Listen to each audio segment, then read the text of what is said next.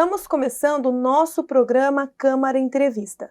Eu sou Patrícia Figueiredo, assessora de comunicação da Câmara Municipal de Lins, e venho falar com vocês sobre um assunto muito importante. Nós vamos falar hoje sobre a dengue.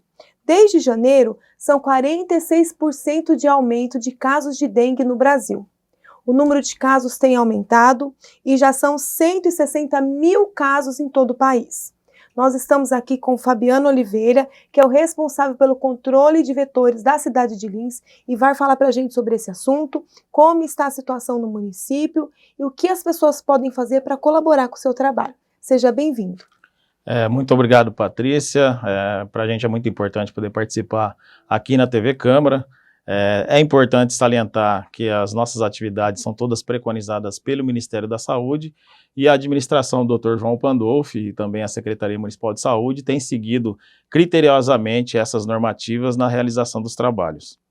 Esse trabalho que tem se intensificado devido ao aumento de número de casos. Esses dados no município de Lins, é real? Tem acontecido esse aumento realmente de número de casos? Sim, Patrícia. Infelizmente, nós estamos numa curva crescente no número de casos de dengue no nosso município, que vai ao encontro também do número crescente de criadouros encontrados pelas equipes. Nosso trabalho ele é realizado baseado em normas técnicas. Essas normas são assim, a gente faz uma análise cronológica dessa distribuição desses casos positivos e delimita áreas a serem trabalhadas. Consiste, num primeiro momento, numa visita domiciliar para eliminação do criadouro e orientação da população.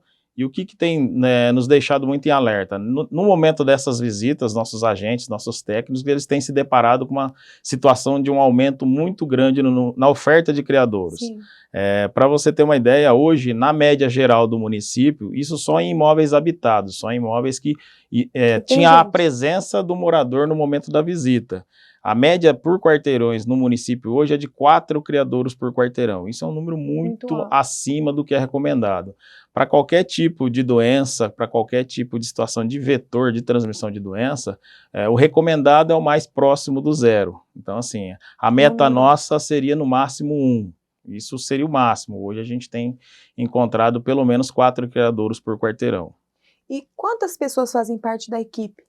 A nossa equipe ela é composta, ela é dividida basicamente assim, controle de vetores com atividades muito específicas e a saúde básica, a saúde coletiva, onde se encontram os agentes comunitários de saúde que dão uma atenção, que são pessoas que promovem a saúde pública de uma maneira um pouquinho mais ampla. Então assim, nesse total são aproximadamente 130 agentes em campo. Esses agentes em campo, mas mesmo assim precisa do apoio da população. Não precisa de grande quantidade de água, né? Até mesmo em tampinha de garrafa, em vários lugares. Fala um lugar que vocês já encontraram criadouros que para a pessoa ficar alerta, o pessoal ficar alerta. Só para enfatizar isso que você falou, nós temos hoje no município aproximadamente 42 mil imóveis. A gente utiliza uma temática para promover essa conscientização que é assim, com 10 minutos por semana, você consegue fazer uma vistoria no seu imóvel, minuciosa, técnica e eliminar toda a possibilidade de ter criador. Então, assim, as pessoas têm que entender, a população tem que entender que o protagonismo no combate ao mosquito, no combate à dengue, é do morador. A gente não consegue estar na casa das pessoas todo dia. E a aceitação do trabalho também é muito limitada. A gente passa por algumas situações aí, a pessoa, às vezes, ela percebe que tem a presença do agente e ela não dá a importância devida ao zelo que a gente tem pela saúde da população e, às vezes, não recebe o agente e simplesmente finge que não está na casa ou, de alguma maneira, tenta a disfarçatez para não atender o agente, ou muitas vezes também tem a recusa, né? A pessoa simplesmente fala assim, na minha casa você não vai entrar e não tem uma argumentação, não tem uma aceitação do trabalho. Isso para a gente também é muito frustrante, porque, assim, para nós seria o ideal que toda a população entendesse o nosso papel, entendesse que nosso olhar técnico, muitas vezes, como você questionou a respeito de criadouros, nosso olhar técnico muitas vezes encontra criador que mesmo a pessoa comprometida no cuidado com o seu imóvel acaba não percebendo. Uma situação que para a gente é muito comum e para a população nem tanto, a gente cita muito sistema de captação de água de chuva, a tubulação, às vezes você pega lá no ralo que recebe essa água e a saída na rua, está sequinho, mas muitas vezes o solo compacta e forma uma bolsa, né? Forma um arqueamento naquela tubulação e lá no meio tem água. Isso a população raramente percebe. Então seria um criador, uma oferta de criador incomum, mas também tem algumas situações que a gente vivenciou nesse último trabalho de pesquisa que nós fizemos, que são criadouros que já estavam imbuídos aí na rotina das pessoas que retornaram a aparecer. Um exemplo muito gritante foi a quantidade de prato e vaso de planta.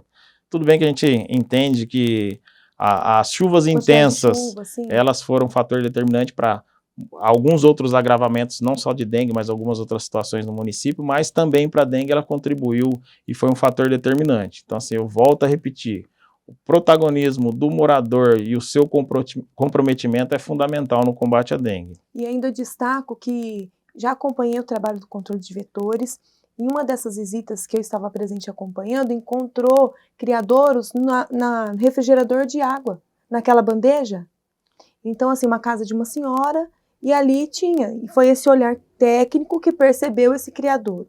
Então, nesse momento desse aumento, é muito importante que vocês redobrem os cuidados. Como o Fabiano falou, são 10 minutos por dia que faz a diferença, porque a dengue, ela tem vários tipos e ela apresenta alguns sintomas para essas pessoas que pode até se agravar, como a dengue hemorrágica, com outras complicações, não é verdade? Sim, sim. O que tem preocupado bastante, aí já é a área de epidemiologia e a saúde básica, a atenção básica, que é onde a gente presta a assistência a esse paciente, são esses casos de agravamento. A sintomatologia, ou seja, os sintomas de dengue, eles têm se agravado bastante, eles têm ficado mais exacerbados, mais acentuados. Isso tem sido um fator de grande preocupação. Mas a Secretaria de Saúde está preparada, todas as unidades de saúde estão preparadas para fazer hidratação quando necessário. A gente está com plantão noturno em 2 unidades, que é a UPAC e também a unidade de saúde do Ribeiro, do bairro do Ribeiro. Então, assim, a gente tem tentado fazer o possível para mitigar, para minimizar aí essas situações de risco. Um fator também que eu gosto muito de destacar, sempre que eu tenho a oportunidade de levar para a grande massa essa informação, a população ela cobra muito a aplicação de inseticida. Assim, o salvador da pátria no momento de combate à dengue é o inseticida. Isso é um grande equívoco. O salvador da pátria no momento desse de transmissão, no momento de risco, no momento que a gente tem essa curvatura para cima acentuada aí nessa transmissão, é não ter água parada. Assim, a máxima de tudo isso é o quê? Se eu não tenho água parada, eu não tenho mosquito se reproduzindo, e sem o mosquito se reproduzir, eu não tenho transmissão de dengue.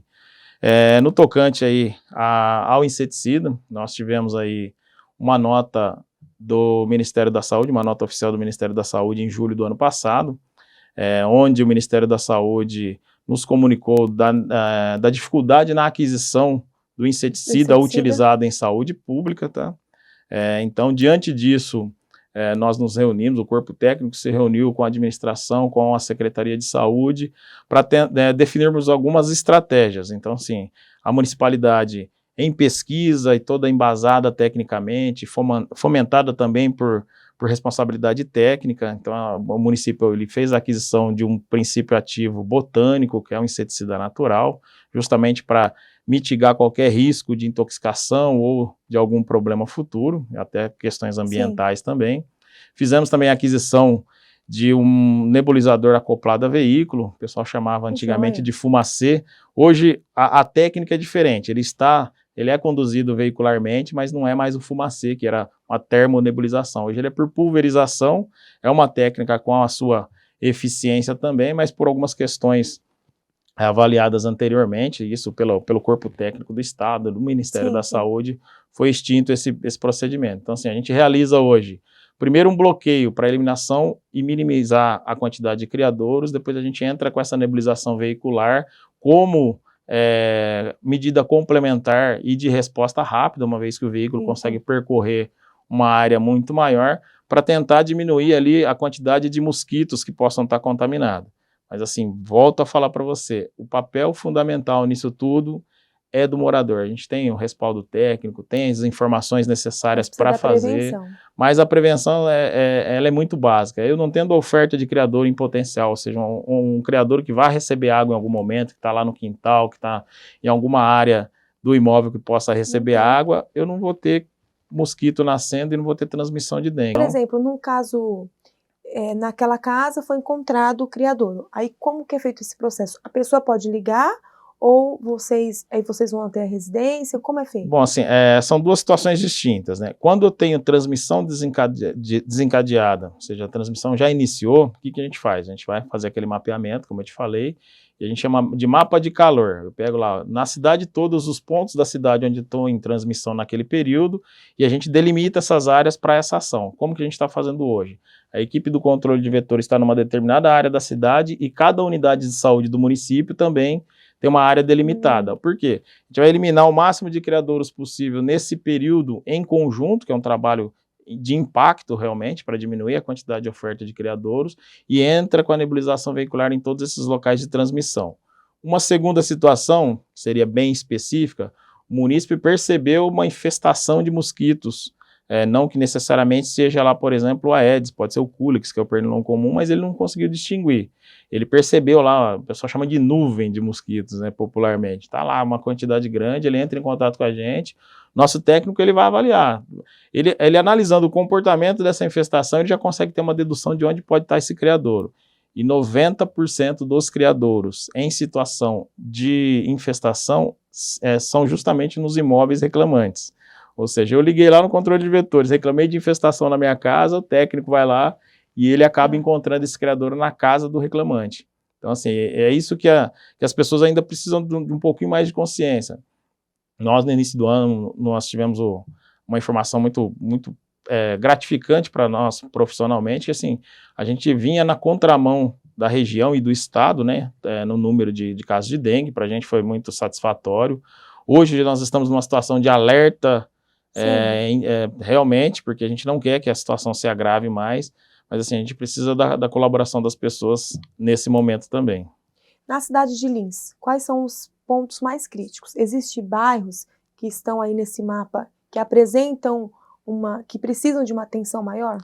Olha, na verdade, assim, as pessoas elas confundem muito, às vezes, essa questão de georreferenciamento, de localização do bairro com a questão de saúde pública. Nem sempre isso está caminhando no mesmo sentido, né? A gente tem situações em que o perfil socioeconômico, por exemplo, não seria um indicativo para a quantidade de criadores que existe. Então, assim, a gente tem mapeado isso tudo e isso serve para fomentar a equipe de direcionamento de ações.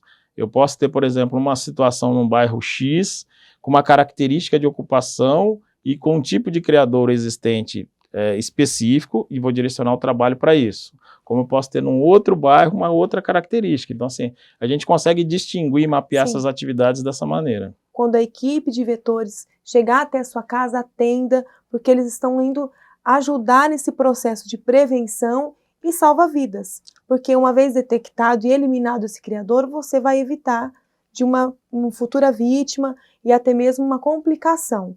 E é sobre isso. São mais de 100 pessoas que estão nas ruas todos os dias fazendo esse trabalho. Como que é o uniforme do controle de vetores? Para as pessoas que receberem vocês saberem que é... Isso, o uniforme do controle de vetores ele vai estar identificado com o brasão da prefeitura, a inscrição do controle de vetores nas costas. A gente tem uma variaçãozinha de cor, que é essa cor caqui aqui, e também uma cor cinza, mas todos eles com crachá de identificação, e assim, normalmente... se você recebeu o agente na sua porta, vai ter uma viatura da prefeitura naquele entorno dando apoio técnico e dando auxílio ali para aqueles agentes. Na dúvida, nunca peça para o agente, me passa um telefone que eu possa ligar, porque isso aí ele pode burlar, não sendo um agente, não sendo um dos nossos técnicos. Então, assim, pega o telefone da prefeitura, que é 3533-4250, ou do próprio controle de vetores, que é o 3523-4222. Então, assim, nós temos lá uma relação de cada quarteirão que cada agente está. Então, assim, a gente consegue confirmar através desses telefones. E nesse diferencial do trabalho do executivo, justamente que você já citou aqui, do inseticida, que hoje ele é adquirido com recurso próprio para fazer essa diferença e fortalecer esse trabalho, o que às vezes não acontece em cidades da região porque o Ministério não está mais abastecendo. Sim, infelizmente a gente tem essa problemática aí em relação ao fornecimento via Ministério, a administração do Dr. João Pandolfi e a Secretaria de Saúde, como eu falei no início, após essa avaliação técnica, fez a aquisição tanto do princípio ativo como do equipamento, essa influência do nosso entorno, né, das cidades adjacentes aqui, porque Lins recebe muita gente de fora, acaba sendo um fator determinante também na transmissão dentro do município. Fabiane, para finalizar, como é o mosquito da dengue, para que as pessoas consigam identificar? Quais são as características dele? As características básicas dele, todo mundo já viu lá o pernilongo comum, que é o Culex. O diferencial dele é a coloração. Ele é um inseto rajado, né? Ele tem listras, né? Ele é preto e branco, mas assim, a característica básica dele é esse. Ele voa normalmente em períodos logo ao amanhecer ou no entardecer, mas isso não impede que ele faça esse repasto sanguíneo, que ele vá lá faça a picada em outros horários do dia. Mas basicamente ele é isso. E ele voa baixo, né? Ele voa normalmente um voo rasteiro, um voo de até 50 centímetros. Ele sempre procura se alojar no intradomicílio, dentro de casa. Isso é uma característica de sobrevivência dele, uma estratégia natural dele. Por quê?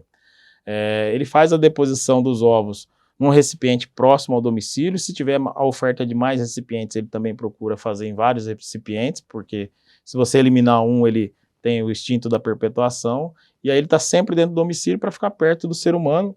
Um detalhe que é interessante aí, a fêmea do Aedes, ela só transmite dengue se ela estiver contaminada. Sim. Então, assim, nem todo mosquito que te picou vai transmitir a doença. Porém, uma fêmea contaminada ou não, ela tem a necessidade para absorção de uma enzima para maturação dos ovos dela, ela faz aproximadamente 8 repastos sanguíneos por dia. Que seriam esses 8 repastos? Ele pica 8 vezes.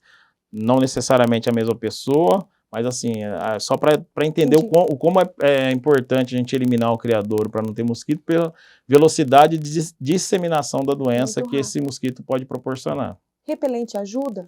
Ajuda bastante, tanto os naturais, né, você ter a citronela plantada no seu imóvel, como os repelentes industrializados aí que você faz uso, ou os naturais também que você faz uso na própria pele, porque o mosquito ele tem uma percepção da presença do ser humano, uma percepção olfativa, então ele é atraído por isso. Tem o ser humano ali, ele percebe, você pode ver se você vai, o pessoal fazer muito um paralelo de eu vou para o rancho, deixo o carro aberto, a hora que eu vou entrar no carro tá cheio de... Justamente porque lá você deixou impregnado o seu aroma, o seu odor, e ele tem essa percepção, ele se aloja ali. A mesma coisa é em casa, ele está dentro de casa justamente por isso. Você tem os números da cidade de Lins, número de casos? Atualmente nós temos notificados aí 1.238 casos, positivos hoje 485, positivos, negativos 151. Esse é o número atual. O número que eu te passei anteriormente em relação à quantidade de criadouros é justamente proporcional a essa quantidade de casos positivos. Então, assim, se a gente tivesse uma oferta menor de criadouros, a infestação seria menor e a transmissão também menor. Contamos com todos na prevenção contra a dengue. Esse foi o nosso programa Câmara Entrevista e eu agradeço a audiência de vocês. Continue acompanhando o nosso trabalho e nós estamos nos canais do Facebook, do YouTube e do Instagram e também no canal 26 da TV a cabo Linsat. Até a próxima!